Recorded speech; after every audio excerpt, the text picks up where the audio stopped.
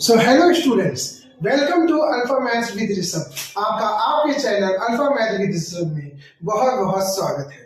So friend, last time पर हमने class 10th का most important topic linear equation two variable का part 1 किया था, जिसमें हमने मोस्ट इंपॉर्टेंट कॉन्सेप्ट को सीखा था।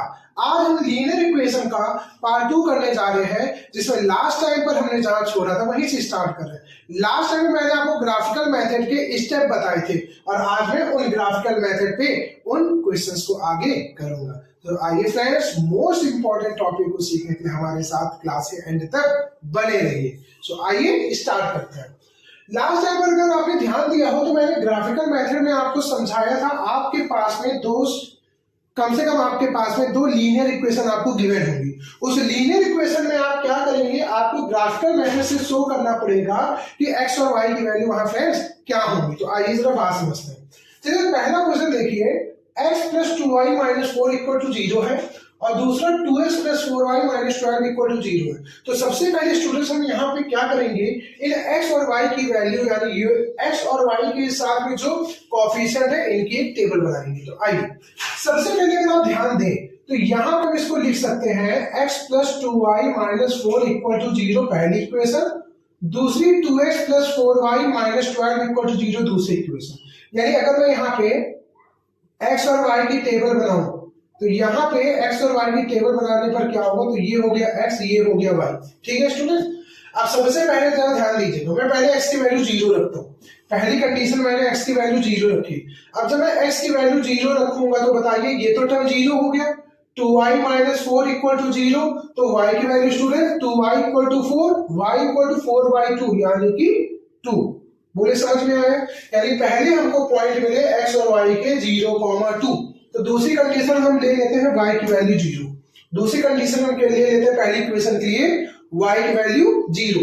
अब जब y की वैल्यू 0 रखेंगे तो बताइए ये टर्म 0 हो गया, बचा क्या x माइनस 4 इक्वल टू 0, तो x की वैल्यू स्टूडेंट 4 आ गई। ठीक है, बात समझ में है? तो जैसे हमने पहली इक्वेशन के लिए टेबल बनाई, x और y की वैल्यू फाइंड किया, वैसे ही हम दूसरी इक्वेशन के लिए भी टेबल बनाएंगे। तो जरा देखिए दूसरी इक्वेशन के लिए हम टेबल बना लेते हैं। जैसे x और y की यहां बनाई वैसे ही x और y की दूसरी बना लेते हैं। तो ये हो गया x, ये हो गया y। फिर से वही, पहले आप x की वैल्यू 0 पुट करो, ये हो गया 0, ये टर्म पूरा हो गया 0, बचा क्या 4y माइनस 12 इक्वल टू 0। तो बताइए 4y माइनस 12 इक्वल टू 0 करेंगे तो 4y बराबर 12, तो y बराबर 3। इस कंडीशन में देखिए अगर हम y की वैल्यू 0 पुट करते हैं तो 2x माइनस 12 बराबर 0, तो 2x बराबर 12, x बराबर 12/2 दैट इज 6। होप है आपको इतनी चीजें समझ में आई होंगी। हमने क्या किया है, सबसे पहले तरीका क्या है, स्टेप क्या है, जो भी x और y की वैल्यू है उनमें अलग अलग वैल्यू रख करके आपको कम से कम मिनिमम 2 कोऑर्डिनेट आपको निकाल लेने हैं x और y की। ओके स्टूडेंट, x और y के मैंने 2 कोऑर्डिनेट निकाल लिए। ठीक है, ऐसे ही पहली इक्वेशन में भी करना है, ऐसे ही दूसरी इक्वेशन में भी करना है। जब आपने इनकी वैल्यू निकाल ली, अब दूसरा स्टेप क्या होगा, आप बनाएंगे क्या, ग्राफ। सो स्टूडेंट्स, हमने यहाँ पे इससे रिलेटेड ग्राफ बना लिया है। अब हम क्या करेंगे, पहले देखिए, पहले में हम x और y के कोऑर्डिनेट लेंगे तो 0,2। अब देखिए x का कोऑर्डिनेट 0 है, y का कोऑर्डिनेट 2 है, यानी x पर आप बिल्कुल नहीं चले हो, y पर चले हो 2, यानी इस पॉइंट पर आएगा क्या स्टूडेंट 0,2। तो पहला पॉइंट आपको मिल गया 0,2। ठीक है, उसके बाद में आइए, उसके बाद में समझते हैं दूसरा पॉइंट हमको कह रहा है 4,0 मतलब x की वैल्यू 4 है, y की वैल्यू 0 है। तो भाई y पर बिल्कुल नहीं चले हो तो x की वैल्यू 4 यानी 1 2 3 4, ये जो पॉइंट होगा ये होगा 4,0। ठीक है स्टूडेंट, तो ये वाला पॉइंट हो गया 4,0। तो इससे मिला के हम क्या बना लेते हैं स्टूडेंट, लाइन बना लेते हैं। तो यहाँ पे हमको एक पहली लाइन मिल जाएगी जो यहाँ से टच करते हुए पास हो रही है। बोले समझ में आ रहा? तो ये हो गया एक लाइन। दूसरी इक्वेशन समझते हैं, x की वैल्यू 0, y की वैल्यू 3, मतलब x पे बिल्कुल नहीं चले, y पे चले हो कितना 3, तो ये हो गया पॉइंट 0,3। ठीक है, ऐसे ही समझिए x पे चले हो 6, y पे चले हो 0, x पे चले हो 6 यानी ये वाला पॉइंट, और ये y पे चले हो 0, तो इसका मतलब ये वाला पॉइंट क्या होगा स्टूडेंट 6,0। तो हम यहां से क्या करेंगे, इस लाइन को भी यहां से यहां तक मिलवा देंगे। तो देखिएगा जरा मैंने क्या किया यहां से स्टूडेंट, यहां से मैंने इस लाइन को भी मिला दिया। ठीक है भाई, तो आप देख रहे होंगे मुझे दो लाइनें मिली। पहली लाइन की इक्वेशन क्या थी स्टूडेंट, पहली लाइन की इक्वेशन जो थी, मतलब ये वाली लाइन की इक्वेशन क्या थी, x + 2y - 4 = 0। ठीक है, ऐसी जरा दूसरी वाली लाइन की इक्वेशन देखिए, 2x + 4y - 12 = 0। होप है आपको इतनी बात समझ में आई होगी। ठीक है, अब जैसे हमने इसको किया है, अभी थोड़ी देर में मैं इसमें कंक्लूजन नहीं बता रहा हूं क्या मिला, अभी केवल आप इतना देखिए मैंने क्या किया, x और y की पहले दोनों लीनियर इक्वेशन से मैंने टेबुलर फॉर्म में उनको चेंज किया। टेबुलर फॉर्म में चेंज करके क्या किया मैंने, x और y की वैल्यू फाइंड किया जैसा आप देख पा रहे होंगे। उसके बाद मैंने एक ग्राफ बनाया, उस ग्राफ में जो हमको वैल्यू, अब देखिए मैंने कोई भी निगेटिव वैल्यू नहीं बनाई है, क्यों, क्योंकि आप देख सकते होंगे दोनों जगह पे x और y की वैल्यू निगेटिव नहीं है। तो आप जब देख रहे हैं कि ऑलरेडी पॉजिटिव है तो उतना ही बनाइए, तो मैंने भी उतना ही बनाया।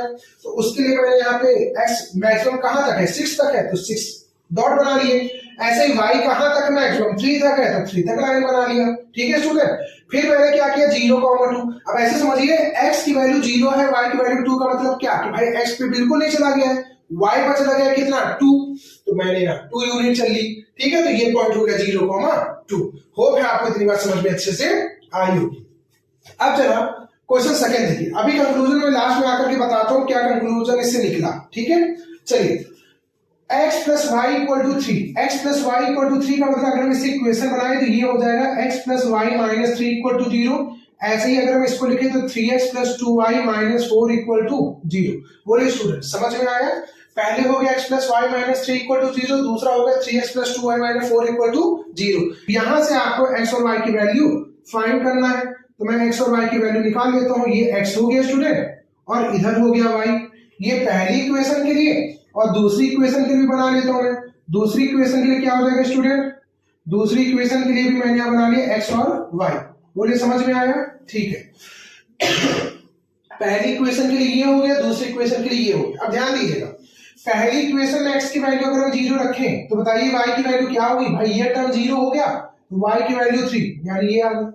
दूसरी कंडीशन में y की वैल्यू 0, अब कई टीचर आपको बताएंगे x की वैल्यू 1 भी तो पुट कर सकते हैं, लेकिन नहीं, मैं आपको इजीली पैटर्न बता रहा हूं जिसमें इजीली आप कोऑर्डिनेट को फाइंड कर सकते हो। ठीक है स्टूडेंट, तो मैंने पहले x को एक बार 0 किया, एक बार y को 0, तो x को 0 करने पर y की वैल्यू 3 आई, और एक बार आप y को 0 कर रहे हो तो देखिए y की वैल्यू 0 का मतलब क्या, ये टर्म 0 हो गया, अगर ये पूरा टर्म 0 तो x की वैल्यू 3, x की वैल्यू 3। बोले समझ में आएगा। अब देखिए दूसरी कंडीशन में अगर हम x की वैल्यू 0 रखें, अगर दूसरी कंडीशन में x की वैल्यू 0 रखें तो ये टर्म पूरा 0 हो गया, ये टर्म क्या हो गया 0, बचा क्या -2y = 4। -2y = 4 का मतलब y = 4/-2, और 4/-2 का मतलब तो x की वैल्यू 0 रखने पर y की वैल्यू क्या आ रही है स्टूडेंट, -2 आ रही है। y की वैल्यू क्या आ रही है, -2। अगर मेरी बात को समझिएगा, अगर इस कंडीशन में अब हमने अगर y की वैल्यू 0 पुट किया, बहुत ध्यान से समझिएगा, अब अगर हमने y की वैल्यू 0 पुट किया तो आप सब जानते हैं भाई y की वैल्यू 0 पुट करने का मतलब ये तो 0 हो गया, बचा 3x = 4, तो x की वैल्यू क्या आ जाएगी 4/3। 4/3 का मतलब डेसिमल, तो आपको परेशान होने की जरूरत नहीं है। क्यों, y की वैल्यू अगर आप 0 पुट करोगे यहाँ पे तो आपको x की वैल्यू क्या मिल रही है, 4/3 मिल रही है। क्या मिल रही है स्टूडेंट, 4/3। जो हमको नहीं चाहिए तो कोई बात नहीं, हम y की वैल्यू 1 पुट करके देखते हैं। देखिए स्टूडेंट, अगर आप y की वैल्यू 1 पुट करो, यहां पे अगर आप y की वैल्यू 1 पुट करो तो देखिए क्या मिलेगा आपको, यहां से ये मिलेगा 3x - 2 = 4, और 3x = -2 उधर भेजोगे तो 4 + 2 6, तो x की वैल्यू स्टूडेंट 2 हो गई। x की वैल्यू क्या हो गई, 2 हो गया। आपको समझ में आया हो, यानी इससे हमने ये समझा कि अगर y की वैल्यू 0 रखने पर जो भी x का कोऑर्डिनेट है वो अगर डेसिमल या फ्रैक्शन में आ रहा है तो हम आगे भी बढ़ सकते हैं, यानी y की वैल्यू हम आगे भी पुट करके देख सकते हैं। तुमने y की वैल्यू जब 1 पुट करी तो x की वैल्यू क्या मिली स्टूडेंट, 2 मिली। बोले समझ में आया, ठीक है। अब क्या करेंगे, हम ग्राफ बनाएंगे। अब हमने इस टेबुलर फॉर्म को ग्राफ में कन्वर्ट करेंगे, ठीक है। अब देखिए सबसे पहले अगर आप देखें तो x, अब कह दीजिए आपने कैसे पहले से बना लिया, तो देखिए मैंने देखा कि x की वैल्यू मैक्सिमम कितने तक है, 3 तक है, तो ऑलरेडी मैंने x की पॉजिटिव डायरेक्शन में 3 तक बना लिया। ऐसे ही जरा देखिए y की मैक्सिमम कहां तक है, पॉजिटिव में 3 तक है ना, तो ऊपर 3 तक बना लिया। और एक देखिए नेगेटिव वैल्यू भी आ रही क्या, -2, तो ऑलरेडी मैंने -2 बना लिया। तो मैं इससे ये बताना चाहता हूँ आपको ज्यादा रफली करने की कोई जरूरत नहीं, जितने पॉइंट्स दिए आप उतने पॉइंट्स में काम चला सकते हैं। तो आइए सबसे पहले कोऑर्डिनेट देखोगे तो 0,3। अब आप बताइए 0,3 का मतलब क्या, भाई x पर 0 चले, y पर 3 चले, यानी x पर कुछ चले नहीं, चले कितना, y पर 3। यानी देखिए ये वाला जो पॉइंट होगा ये होगा स्टूडेंट क्या, 0,3। ठीक है, उसके बाद में देखिए x, y की वैल्यू 3,0 है। अब देखिए x पर चले हो 3 और y पर चले हो 0, यानी कि x पर कितना यूनिट चले हो, 3,0, यानी ये वाला पॉइंट क्या होगा स्टूडेंट, 3,0। बोले समझ में आया, आपको 2 पॉइंट मिल गए। और अगर आपको 2 पॉइंट मिल गए हैं तो क्या करेंगे आप बताइए, सबसे पहले इन 2 पॉइंट को आप मिला दोगे, बहुत बढ़िया। ठीक है स्टूडेंट, अब दूसरी कंडीशन देखिए, x की वैल्यू 0, y की वैल्यू -2। x पे चले हो नथिंग, y पर चले हो -2, तो x पर 0 चले हो, y पर -2 चले, तो भाई यही तो पॉइंट 0,-2 होगा, हाँ या ना। यानी ये वाला जो पॉइंट होगा स्टूडेंट ये होगा 0,-2। अगला पॉइंट देखिए, x पर चले हो 2, y पर चले हो 1, x पर चले हो 2, y पर चले हो 1, तो देखिए x पर चले हो 2 मतलब ये, और y पर चले हो 1 यानी कि ये। अब कहते सर यहां से कैसे मिला ले, तो देखिए इसमें सिमिलर पॉइंट निकालूंगा। कैसे, ये कहीं पर आकर के इस जगह पर कहीं यहां मैच करेगा, बोले करेगा कि नहीं करेगा, बोले स्टूडेंट, कहीं ये इसके, भाई देखिए ये 1 पर आ रहा है, मैं मिला के आपको दिखा देता हूं। देखिए स्टूडेंट ये पॉइंट कहीं यहां पर आ रहा है और ये इससे मैच हो रहा है, दिख रहा है ना। तो बताइए ये पॉइंट क्या हो जाएगा स्टूडेंट, ये वाला पॉइंट क्या हो जाएगा, 2,1, और ये वाला पॉइंट कौन सा है, 0,-2। अब दोनों को इसी तरह मिला दीजिए, तो देखिएगा ये लाइन कुछ इसी तरीके से आपको जाते हुए मिलेगी। तो यहां पे आपने देखा ये लाइन कुछ इस तरीके से आ रही है, तो ध्यान दीजिएगा ये वाली लाइन की इक्वेशन क्या थी स्टूडेंट, x + y - 3 = 0, हाँ या ना। और इस वाली लाइन की इक्वेशन बताइए, 3x + 2y - 4 = 0, बोले समझ में आएगा। तो आपको यहाँ पे 2 लाइन मिल गई। अभी मैं इसका कंक्लूजन नहीं बताऊंगा, इसके बाद वाला क्वेश्चन कर लेंगे और उसका फिगर जब समझ लेंगे तब मैं आपको तीनों के कंक्लूजन साथ में बताऊंगा। आइए जरा थर्ड क्वेश्चन देखिए, यहां पे भी आपको वही टेबुलर फॉर्म में चेंज करना है। होप है आपको इतना समझ में अब आ गया होगा कि आइडिया लग गया होगा मुझे क्या करना है। तो मैं सबसे पहले इसको इक्वेशन बनाऊंगा, 3x - y - 2 = 0 और 9x - 3y - 6 = 0। बोलिए स्टूडेंट समझ में आया। अब क्या करेंगे स्टेप सेकंड, इसमें हम टेबुलर फॉर्म बनाएंगे। तो यहां से टेबुलर फॉर्म बना लेते हैं, पहली इक्वेशन के लिए टेबुलर फॉर्म और दूसरी इक्वेशन के लिए टेबुलर फॉर्म। ठीक है भाई, तो यहां पे हमको x और y की अलग अलग वैल्यू निकाल लेते हैं। यहां पे x और y, यहां पे x और y। बताइए क्या करेंगे, एक बार x की वैल्यू 0, एक बार y की वैल्यू 0। तो देखिए अगर मैं यहाँ पे x की वैल्यू 0 रखता हूं, अब देखिएगा ये अगर 0 रखा तो ये वाला टर्म पूरा 0 बचा, क्या -y = 2, तो y की वैल्यू -2, तो y की वैल्यू स्टूडेंट -2। ऐसे ही देखिए अगर मैं y को 0 पुट कर दूं, अब फिर से समझिएगा, आपने जैसे ही y की वैल्यू को 0 पुट किया तो भाई ये टर्म 0 बचा, क्या 3x = 2। अब 3x = 2 का मतलब हो गया x की वैल्यू 2/3। फिर वही बात, फ्रैक्शन और डेसिमल मिल रहा है हमको, ठीक है। कर हम उसमें भी सकते हैं, लेकिन इजी जो वे होता है उसमें हम करना ज्यादा प्रेफर करेंगे। तो एक काम करिए, यहां पर आप y की वैल्यू 1 पुट करिए। देखिए 0 पुट करने पर फ्रैक्शन आ रहा था, इसमें मैंने y की वैल्यू क्या पुट किया, 1। y की वैल्यू 1 पुट करेंगे तो आप देखेंगे 3x - 1 = 2, सो 3x बराबर -1 उधर जाके प्लस हो जाएगा, तो 2 + 1 3, और x की वैल्यू क्या मिली स्टूडेंट, 1 मिली। तो आपको इतना समझ में आया हो कि जरूरी नहीं है कि y की वैल्यू 0 से ही आपको कोई होल नंबर मिल जाए। अगर नहीं मिल रहा है तो उसके आगे आप एक दो स्टेप बढ़ के भी देख सकते हो, तो आपको होल नंबर मिल जाएगा। ये आइडिया के थ्रू जैसे जैसे आप प्रैक्टिस करोगे वैसे वैसे क्वेश्चन आपको समझ में आने लगेंगे। तो इस कंडीशन में y की वैल्यू 1 पुट किया, तो बताइए x की वैल्यू क्या मिली स्टूडेंट, 1। होप है आपको समझ में आया होगा। अब सेकंड कंडीशन में भी देखिए x की वैल्यू 0 पुट करिए। भाई 0 पुट करने का मतलब ये टर्म पूरा 0, तो -3y -6 बराबर 0, माइनस तो उधर जाएगा तो प्लस का, तो ये बन जाएगा -3y बराबर 6। तो y बराबर स्टूडेंट 6/-3, दैट इज y की वैल्यू -2। तो x की वैल्यू 0 पुट करने पर y की वैल्यू क्या आ रही स्टूडेंट? -2। ऐसे ही जब हम y की वैल्यू 0 पुट करते हैं, फिर देखिए वही कंडीशन अभी डेवलप होने जा रही है। y 0 ही जैसे आपने पुट किया, बचा क्या? 9x - 6 = 0।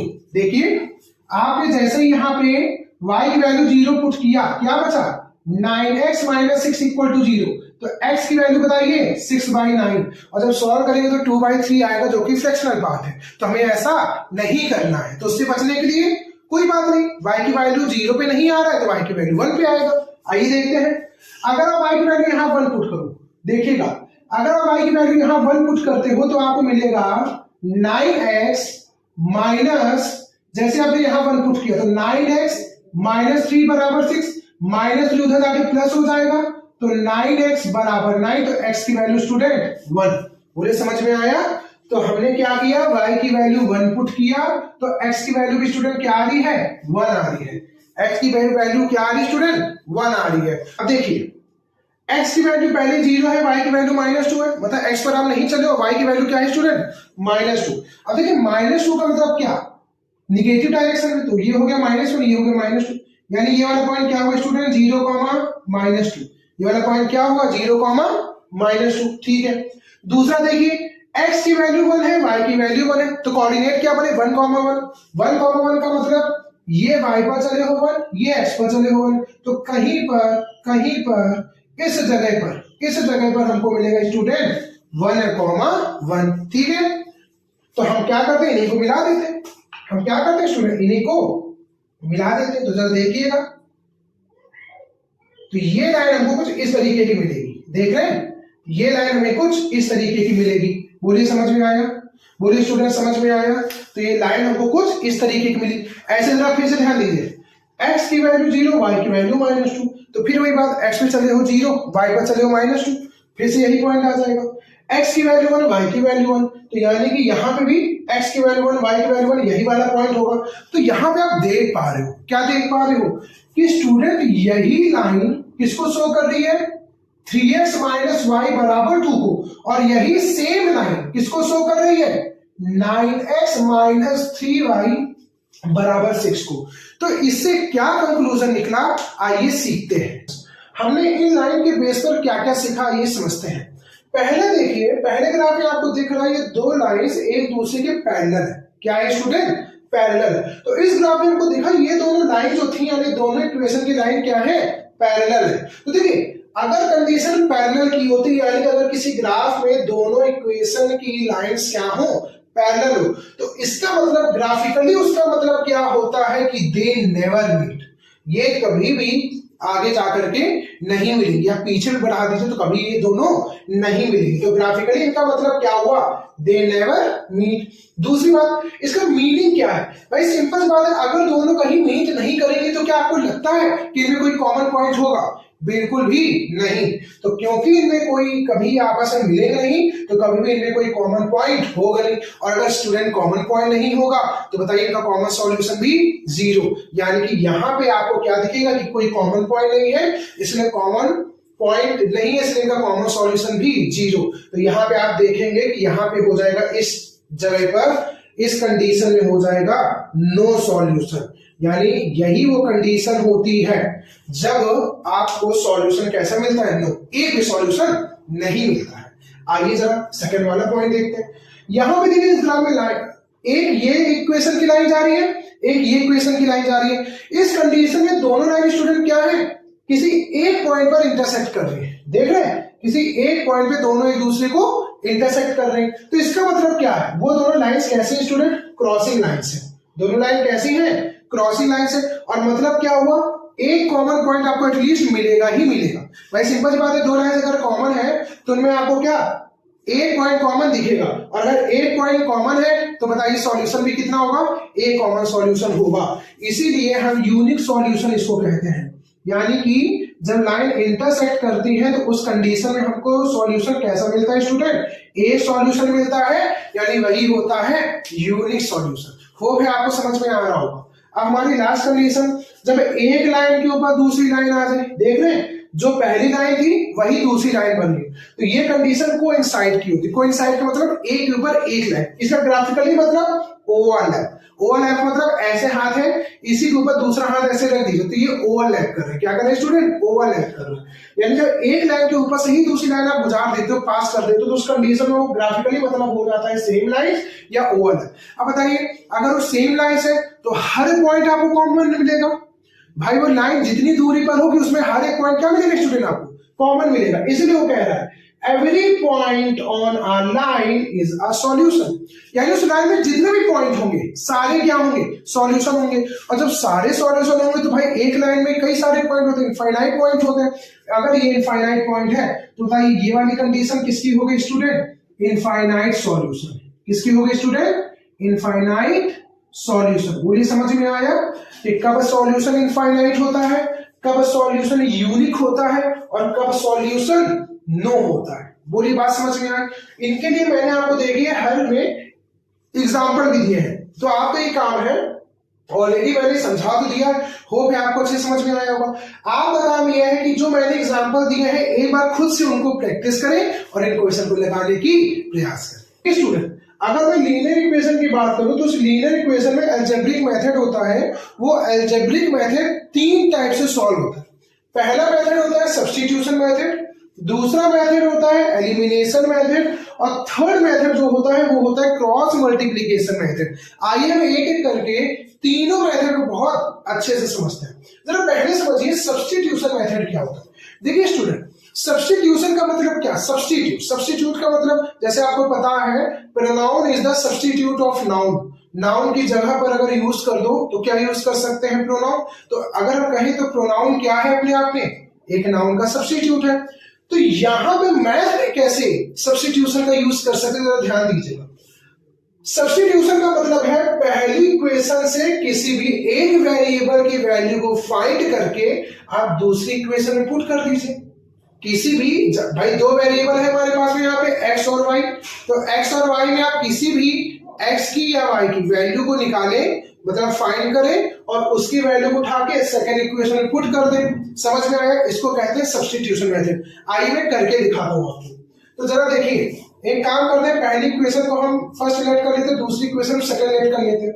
अब देखिए मैंने क्या किया 2x + 3y = 11 है, तो यहां से मैंने x की वैल्यू फाइंड करते हैं। तो हमने क्या किया 2x = 11 - 3y और x की वैल्यू क्या आ गई 11 - 3y/2। 11 - 3y/2। बोलिए समझ में आया?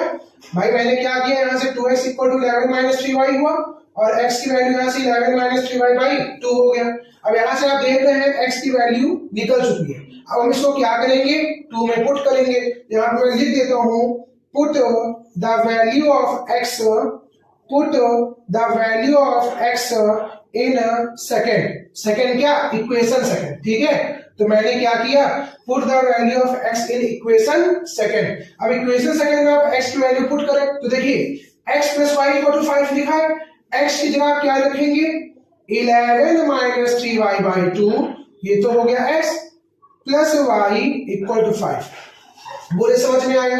अब हम इसको सॉल्व कर लेते हैं। तो देखिए यहाँ पे अपॉन में 1 है तो दोनों का एलसीएम क्या हो जाएगा स्टूडेंट 2 हो जाएगा और 2 × 2 11 - 3y प्लस 1 का 2 में तो 2y हो गया और इज इक्वल टू क्या हुआ स्टूडेंट 5।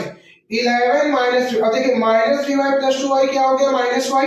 तो यहाँ पे आप लिख लीजिए 11 - y और ये 2 इधर मल्टीप्लाई हो जाएगा यानी क्रॉस मल्टीप्लीकेशन। तो 11 - y = 10। 11 - y = 10। तो बताइए y की वैल्यू 11 - 10 दैट इज 1। बताइए यहाँ से y की वैल्यू स्टूडेंट क्या आ गई 1 आ गई। क्या अब देखिए यहाँ पे इसको मैं इक्वेशन 3 मान लेता हूँ, इसको मैं इक्वेशन 3 मान लेता हूँ। तो देखिए y की वैल्यू क्या आ गई स्टूडेंट 1 आ गई। तो y की वैल्यू यहाँ पे रख दीजिए कहाँ पे इक्वेशन थर्ड में। तो put y in equation third. मैंने क्या किया स्टूडेंट y को इक्वेशन थर्ड में पुट कर दिया।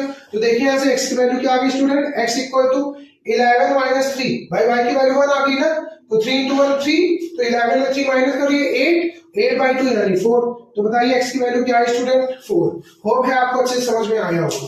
यानी सब्स्टिट्यूशन मेथड ये कहता है कि किसी भी दो इक्वेशन आपको दी जाएंगी, और दोनों इक्वेशन में पहली इक्वेशन से x और y की आप वैल्यू निकालें और उस वैल्यू को निकाल करके इक्वेशन सेकंड में रख दें।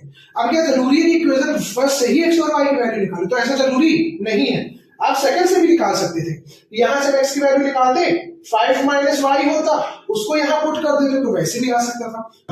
अब हम आते हैं एलिमिनेशन मेथड में। देखिए स्टूडेंट, एलिमिनेशन का मतलब क्या? एलिमिनेट करना, कैंसिल करना। भाई कोई भी दो इक्वेशन है, बात समझिएगा, कोई भी दो इक्वेशन है और उन दो इक्वेशन में दो ही वेरिएबल है। भाई यहां पर भी x और y है, यहां पर भी x और y है, यहां पे भी कांस्टेंट है, यहां पे भी कांस्टेंट है। तो यानी भाई एलिमिनेट वेरिएबल कब होंगे? जब वो इक्वल होंगे। वो क्या होंगे? इक्वल। अब जरा आप ही ध्यान से देखिएगा, भाई यहां पे लिखा है 2 टाइम्स ऑफ x, यहां पे क्या लिखा है? 1 टाइम्स ऑफ x, यहां लिखा है 2 टाइम्स ऑफ x, यहां लिखा है 1 टाइम्स ऑफ x, या यहां लिखा है 3 टाइम्स ऑफ y, ये लिखा है y। बात समझ रहे हैं? तो क्या यहाँ पे आपको कहीं वेरिएबल इक्वल दिख रहे हैं? नहीं दिख रहे। तो बेटे सबसे पहले हमें अगर एलिमिनेशन मेथड को लगाना है तो एलिमिनेशन मेथड को लगाने के लिए वेरिएबल क्या होने चाहिए स्टूडेंट? इक्वल। वेरिएबल इक्वल होने मतलब वेरिएबल के कोएफिशिएंट भी इक्वल होने चाहिए। तो जरा देखिए, फिर वही बात, मैं इसको इक्वेशन फर्स्ट लेट कर लेता हूं और इसको इक्वेशन सेकंड लेट कर लेता हूं। अब जरा देखिएगा मैं क्या कर रहा हूं, इक्वेशन सेकंड में 2 से मल्टीप्लाई कर रहा हूं। मैंने कहा multiply by 2 in equation second. मैंने क्या किया स्टूडेंट? इक्वेशन सेकंड में 2 से मल्टीप्लाई कर दिया। तो जरा देखिएगा क्या मिला, 2x plus 2y equal to 10। इसको आप लेट कर लीजिए इक्वेशन थर्ड। बोले समझ में आएगा? अब देखिए ये है इक्वेशन थर्ड, ये है इक्वेशन थर्ड, और इक्वेशन फर्स्ट देखिए जरा, 2x plus 3y equal to 11। ये इक्वेशन कौन सी थी स्टूडेंट? फर्स्ट थी। मैंने यही बात कॉपी करके नीचे लिख लिया, ठीक है। अब जरा ध्यान दीजिए, अब हम एलिमिनेट करते हैं। क्या करते हैं स्टूडेंट? एलिमिनेट। जरा ध्यान दीजिएगा, कोई भी दो वेरिएबल इक्वल कोएफिशिएंट वाले एलिमिनेट कब होते हैं? देखिए मैं आपको अच्छे समझा रहा हूं, यहां पे कौन एलिमिनेट होगा आप बताइए। भाई 2x और 2x ही तो इक्वल है, यही तो आपको इक्वल दिख रहा है, तो यही एलिमिनेट होंगे। अब देखिए इसका साइन कैसा है? इक्वल है। भाई उधर भी प्लस है और इधर भी प्लस है, देख रहे हैं, यहां पे भी प्लस है, यहां पे भी प्लस है। तो आपको क्या लगता है प्लस होने पर अगर दोनों इक्वेशन को प्लस करना चाहिए तो दोनों प्लस होने पर हमें एलिमिनेट करके दे देंगे? नहीं देंगे। क्यों? क्योंकि अगर दोनों प्लस हो जाएंगे तो 2 + 2 4x बन जाएगा, जो हमको नहीं चाहिए, हमको एलिमिनेशन करना। तो यानी कि स्टूडेंट सिंपल बात है, हमें क्या करना पड़ेगा? माइनस करना पड़ेगा। यानी कि आप जरा ध्यान दीजिए, मैं क्या करूंगा यहाँ पे सब्ट्रैक्ट करूंगा, मतलब इक्वेशन थर्ड में मैं 1 को क्या करूंगा स्टूडेंट? सब्ट्रैक्ट करूंगा। अब आप सब जानते हैं जब सब्ट्रैक्ट करते हैं तो जिसको सब्ट्रैक्ट करना है उसके साइन चेंज हो जाते हैं। यानी अगर ये 2x प्लस का है तो माइनस, ये प्लस का है तो माइनस, ये प्लस का है तो माइनस। अब हमें इन साइन से कोई नहीं मतलब है। तो जरा देखिए, ये 2x का ये माइनस 2x का कैंसिल हो गया, ये 2x के माइनस 2x का कैंसिल हो गया, ये प्लस का 2y माइनस का 3y, प्लस का 2y माइनस का 3y माइनस का y, प्लस का 10 माइनस 11, प्लस का 10 माइनस 11। तो बताइए क्या मिला? -1। तो स्टूडेंट आप देख रहे हैं माइनस वाई इक्वल टू -1, तो y equal to 1, y equal to 1। अब y की वैल्यू आप किसी भी इक्वेशन पुट कर दीजिए, मैं 1 में पुट कर देता हूं। तो put y in equation first, मैंने y की वैल्यू को इक्वेशन फर्स्ट में पुट कर दिया। तो बताइए क्या लिखा है? 2x प्लस 3y का मतलब y की वैल्यू 1, तो 3 1 जा 3 इक्वल टू 11। तो बताइए यहाँ से 2x की वैल्यू क्या आ गई स्टूडेंट? 8। तो बताइए यहाँ से x की वैल्यू क्या आ गई स्टूडेंट? 4। क्या आ गई? 4। यहाँ पे आपने देखा कि y की वैल्यू 1 मिली और x की वैल्यू 4 मिली। आप बिल्कुल परेशान मत होइए, मैं ऐसे क्वेश्चन बहुत सारे भी प्रैक्टिस कराने वाला हूँ, ठीक है। तो यहाँ पे देखिए x की वैल्यू 4 आ रही, y की वैल्यू 1 आ रही, यहाँ पे भी x की वैल्यू 4 आ रही, y की वैल्यू 1 आ रही। तो वो आपका मेथड है, आप किससे करना चाह रहे हैं, या एग्जामिनर बोर्ड एग्जाम में किस मेथड से आपको सॉल्व करने के लिए कह रहा है लीनियर इक्वेशन, आप उसी मेथड में उसको सॉल्व कर देंगे। बोले समझ में आया? तो दोनों में क्या डिफरेंस आपको लगा? पहला डिफरेंस तो यही लगा होगा भाई, सब्स्टिट्यूशन का मतलब क्या? किसी एक इक्वेशन से वेरिएबल को निकाल करके उसकी वैल्यू किसी दूसरी इक्वेशन पुट कर दो, ये सब्स्टिट्यूशन। एलिमिनेशन क्या कहता है? एलिमिनेशन में आप ये नहीं करते हो किसी वेरिएबल की वैल्यू निकालो किसी दूसरी इक्वेशन पुट कर लो, यहाँ पे आप ये करते हो कि किसी भी एक वेरिएबल के कोएफिशिएंट को आप इक्वल कर लेते हो। किसी भी एक वेरिएबल को कोएफिशिएंट को आप इक्वल, मैंने एक्स किया, वाई का करके देख लो। यहाँ पे मैंने एक्स को किया है ना, आप वाई को करके देखिएगा। क्या करेंगे? 3 से मल्टीप्लाई करेंगे इक्वेशन सेकंड में। तो फिर उसके बाद में फिर देखेंगे कि उनको प्लस करके वो कैंसिल हो रहे हैं कि माइनस करके कैंसिल हो रहे हैं। तो यहाँ पे माइनस करके कैंसिल हो रहे थे तो मैंने उनको किया, y की वैल्यू जो आई उसको पुट कर दिया, x की वैल्यू आ गई। बोले स्टूडेंट समझ में आया। अब हम आते हैं अपने third method, cross multiplication method. देखिए स्टूडेंट, अगर आपको क्रॉस मल्टीप्लिकेशन मेथड से लीनियर इक्वेशन को सॉल्व करना है तो सबसे पहले लीनियर इक्वेशन को आपको उसके एक्चुअल फॉर्मेट में लाना पड़ेगा। मतलब कैसे? आपको यहाँ लिखना पड़ेगा 2x + 3y - 11 = 0 और दूसरा हो जाएगा x + y - 5 = 0। हो गया आपकी तरह से? भाई यहाँ पे एलिमिनेशन मेथड और सब्स्टिट्यूशन मेथड हमको ऐसा नहीं करना पड़ रहा था। क्यों? क्योंकि यहाँ पे उतनी नीड नहीं थी। लेकिन अगर आपको लीनियर इक्वेशन और क्रॉस मल्टीप्लिकेशन मेथड से सॉल्व करना है तो उसके लिए आपको कांस्टेंट टर्म को भी एक ही साइड में रखना पड़ेगा। ठीक है स्टूडेंट। अब इनका एक्चुअल फॉर्मेशन अगर हम पूछे आपसे तो बताइए क्या होता है?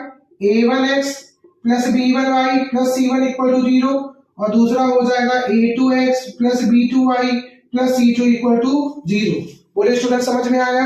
अब यहां से जब बताइए a1 की वैल्यू 2, b1 की वैल्यू 3, c1 की वैल्यू -11। ऐसे ही देखिए a2 की वैल्यू 1, b2 की वैल्यू 1 और c2 की वैल्यू स्टूडेंट -5। बोले समझ में आया? अब जरा समझिए इसका एक फॉर्मूला क्रिएट होता है। कैसे? जरा समझिएगा। आपको लिख लेना यहाँ पे x अपॉन, यहां लिख लेना है y, वो भी माइनस का, अपॉन, और यहां पे लिख लेना है कांस्टेंट टर्म का 1 और अपॉन। ठीक है स्टूडेंट, मैं आपको क्रिएट करने का तरीका बता रहा हूं कि क्रॉस मल्टीप्लिकेशन में फॉर्मूला आप कैसे क्रिएट कर सकते हो। सो स्टूडेंट, अब जब आपने x और y और 1 लिख लिया, अब इसका तरीका क्या होगा जरा ये समझिएगा। आपको x वाले टर्म को छुपा लेना, x वाला टर्म छुपा लीजिए। क्या बचा? b1y + c1, b2y + c2। तो आपको क्या करना है? b1 का c2 में, c1 का b2 में मल्टीप्लाई करना है। ठीक है भाई। तो जरा देखिए, अगर मैं आपसे कहूं x अपॉन क्या हो जाएगा? b1 c2 और minus b2 c1, b1 c2 minus b2 c1। तो ये हो गया b1 c2 minus b2 c1। बोलिए स्टूडेंट समझ में आया? ऐसे ही y वाले टर्म को छुपा लीजिए। क्या बचा? a1x अपॉन a2x, इधर c1 c2, तो a1 c2 minus a2 c1, a1 c2 minus a2 c1, तो a1 c2 minus a2 c1। Okay student, अब कांस्टेंट वाले टर्म को छुपा लीजिए। क्या बचा? a1 a2 b1 b2, तो a1 b2 minus a2 b1। क्या बचा student? a1 b2 minus a2 b1। समझ में आया आपको क्या किया मैंने? x के नीचे x वाले छुपा लिया, b1 c2 minus b2 c1। ऐसे ही y वाले छुपा लिया तो a1 c2 minus a2 c1। ऐसे c1 c2 छुपा लिया तो a1 b2 minus a2 b1। हो गए स्टूडेंट, आपको समझ में आया होगा। अब देखिए x अपॉन b1 c2, क्या है b1 c2? ऑलरेडी मैंने लिख करके रखा। b1 c2 का मतलब क्या? 3 × -5 -15 minus b2 c1, b2 c1 का मतलब 1 × -11 जो इसके साथ होकर के +11 हो जाएगा। ठीक है student, equal minus y upon a1 c2, a1 c2 का मतलब 2 × -5 -10 minus a2 c1, a2 c1 1 × -11 होगा जो कि इसके साथ होकर के प्लस हो जाएगा। ओके स्टूडेंट, अब यहां देखिए is equal to 1 upon a1 b2 का मतलब 2 × 1 और माइनस a2 b1 3 × 1 -3। ठीक है स्टूडेंट, समझ में आया? पहले मैंने x के लिए निकाल लिया, y के लिए निकाल लिया और कांस्टेंट टर्म के लिए निकाल लिया। अब क्या करेंगे? एक बार आप x को इसके साथ कंपेयर कर लो, एक बार y के साथ कंपेयर कर लो। अगर आप पहले x के साथ कंपेयर करते हो तो देखिए यहां बनेगा x upon -4 is equal to, यहां बनेगा y अपॉन -1। तो यहां पे देखिए माइनस से माइनस कैंसिल, x की वैल्यू क्या आ गई स्टूडेंट? 4 आ गई। x की वैल्यू क्या आ गई? 4 आ गई। ऐसे ही समझिए, एक बार मैं y के साथ में कर लेता हूं तो ये हो जाएगा -y अपॉन प्लस का 1 इक्वल टू 1 अपॉन -1। तो ये भी माइनस से माइनस कैंसिल हो जाएगा और y की वैल्यू मिल जाएगी स्टूडेंट आपको 1। y की वैल्यू क्या मिल जाएगी स्टूडेंट? 1। होप है आपको ये क्रॉस मल्टीप्लिकेशन मेथड भी अच्छे से समझ में आया होगा। सो आज हमने अलजेब्रिक मेथड का substitution method, elimination method, cross multiplication method सीखा। तीनों एक ही टाइप के क्वेश्चन लिए और उस तीनों क्वेश्चन को हमने अलग अलग मेथड सॉल्व किया। तीनों में हमको x की वैल्यू 4 और y की वैल्यू 1 दिखी। तो होप स्टूडेंट आज की क्लास आपको बहुत अच्छी लगी होगी, अच्छे से समझ में आया होगा, कुछ ना कुछ आप सीख के जरूर जा रहे होंगे यहाँ से। इसके आगे वाले लेक्चर में हम इसका जो पार्ट 3 होगा उस पार्ट 3 में मैं इससे रिलेटेड जितने भी टाइप के क्वेश्चन पूछे जाते हैं और वर्ड प्रॉब्लम्स को सॉल्व कराऊंगा। तो होप है स्टूडेंट आपको आज क्लास बहुत अच्छी लगी होगी। अगर ये क्लास आपको अच्छी लगी है तो अपने फ्रेंड के साथ में शेयर जरूर करें। So thank you student.